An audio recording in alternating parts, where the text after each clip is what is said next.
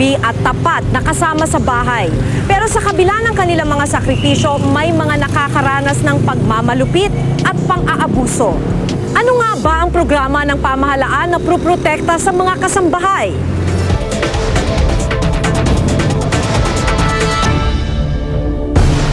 Iba't ibang kwento na ng pang-aabuso at pagmamaltrato sa mga kasambahay ang naging laman ng mga balita. Karaniwan ng reklamo ang hindi pagpapasweldo ng maayos. Minsan ang humantong sa pisikal na pananakit at sexual na pang-aabuso. Sa kabila nito, tila kulang daw ang ngipin ng batas na dapat sana ay pumuprotekta sa kanila. Maswerte ang 17 taong gulang na si Christine na nakatakas sa kamay ng malupit na amo. Sa kanyang murang edad, napasabak na siya sa pagtatrabaho bilang kasambahay. Ilang taon kang nagsimula sa Laguna magtrabaho? 15. Ilang taon ka na ngayon? 17. 17. Naisip mo ba nung mga panahon na yun na ang bata-bata mo pa nung mga panahon na yun? Hindi po. Hindi ko na inisip kung bata man ako. Anay, basta gusto ko makahanap ako ng pera para matustusan ko yung gamot ng mama ko. Malaki daw ang perang kailangan ng kanyang mga magulang kaya siya napilitang mamasukan. Kaya ako nagtrabaho nun yung mama ko tapos papa ko nagkasakit. Yung papa ko nasa ospital, yung mama ko nasa bahay lang. Hindi dinala ng ospital kasi wala nga akong pera. Yung bahay namin binenta na. Tapos yung lupa namin, nakitira na lang kami sa kapatid ng papa ko.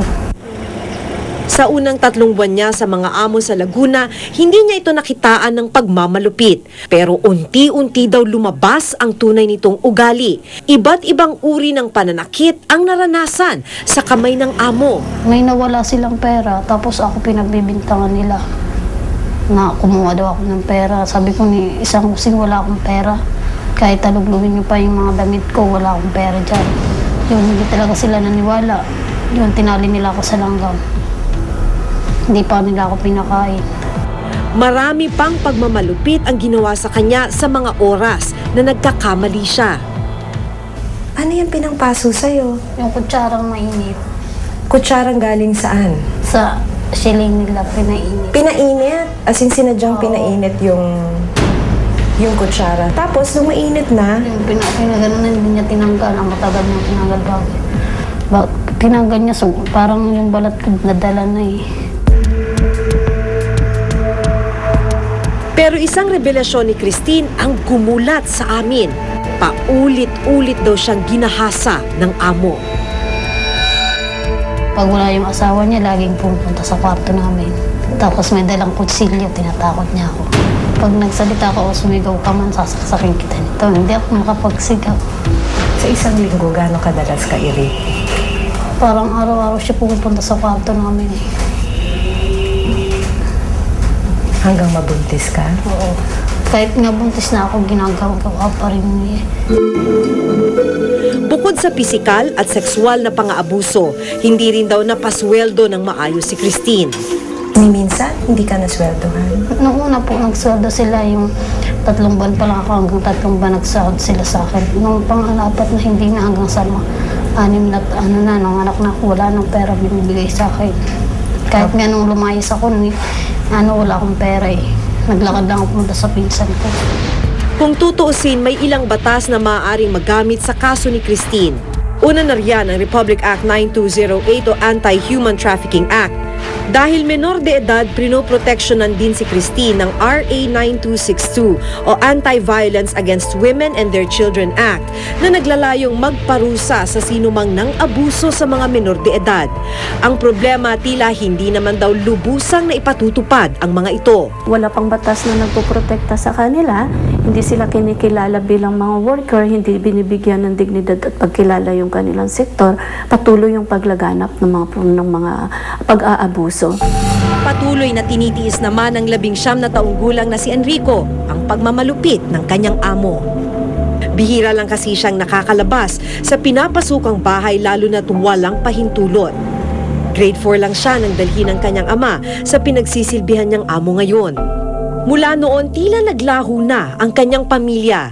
Nanilbihan siya sa among kinikilala niyang Panginoon. kung saan po nila ako iutos. Kung maglilinis ng bahay, lilinis po. Kung maglilinis ng bodega, linisin ko po. Kung maghihiwa na regado ko, may hiwa po. Pero ang masaklap sa maliit raw niyang pagkakamali, ang kapalit ay mabigat na kaparusahan.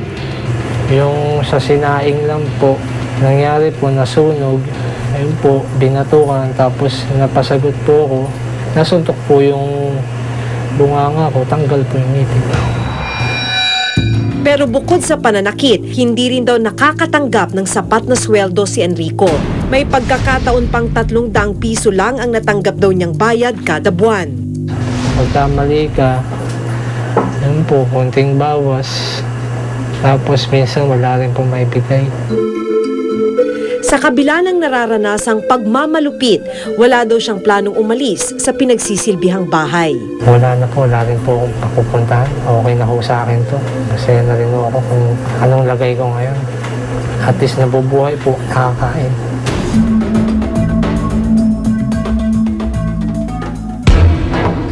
Ang masaklap sa kalagayan ng mga kasambahay, tila hindi sila ganap na naproprotektahan ng kasalukuyang batas. Ang Labor Code of the Philippines ang tanging batas na sumasaklaw sa mga kasambahay at ayon sa probisyon nito, 800 pesos kada buwan lang ang minimum wage ng mga kasambahay. Sobrang liit at napag-iwanan na.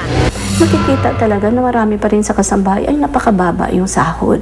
Wala silang SSS, wala silang PhilHealth, wala silang pag-ibig. At kadalasan ito sa kanila ay mga ina din ng tahanan na nagpapadala ng pera nila doon sa probinsya, mga anak na tumutulong doon sa kanilang mga magulang. 12 taon nang ipinanukala sa Kongreso ang Magna Carta for Kasambahay. Layo nitong mabigyan ng mas mataas na sahod at benepisyo ang mga kasambahay. Pero kung tutuusin, mababa pa rin ang sweldong ipinanukala. Sa Metro Manila at mga lungsod, nakasaad na dapat pasahuri ng 2,500 pesos kada buwan ang mga kasambahay.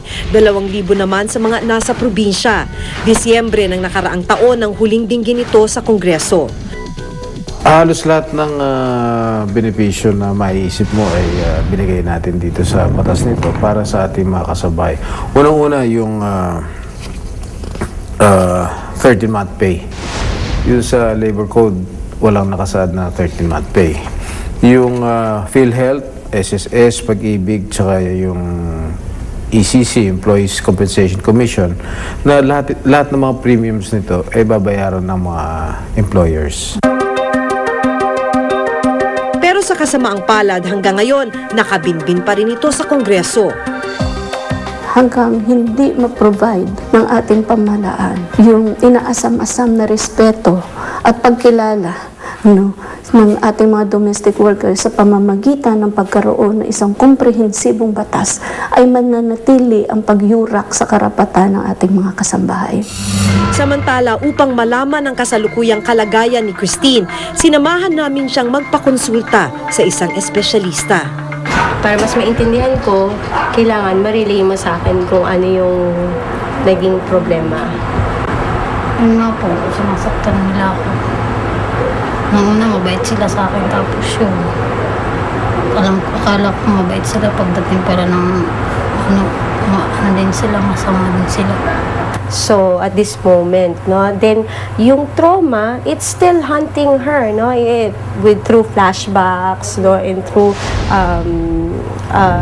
memories na bumabalik sa kanya. And then, may acting out tendencies na. Lagi siyang may takot, natatakot siya na parang minsan wala rin namang no, kahit hindi naman threatening yung situation, pwedeng nakakaramdam pa rin siya ng ganon. And then, lagi siya nagwo-worry. Sa kabila ng mapait na karanasan sa naunang amo, pinilit uli ni Christine na mamasukan. Sila ang itinuturing na tapat na kasama sa bahay, tagasilbi sa kahit anumang ating kailangan. At minsan, tumatayo pang ating pangalawang magulang. Kaya marapat lamang na mabigyan sila ng sapat na pagpapahalaga kapalit ng sakripisyong kanilang iniaalay.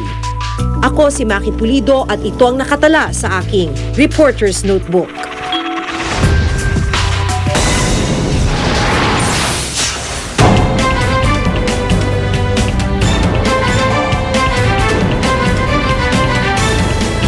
wealthy.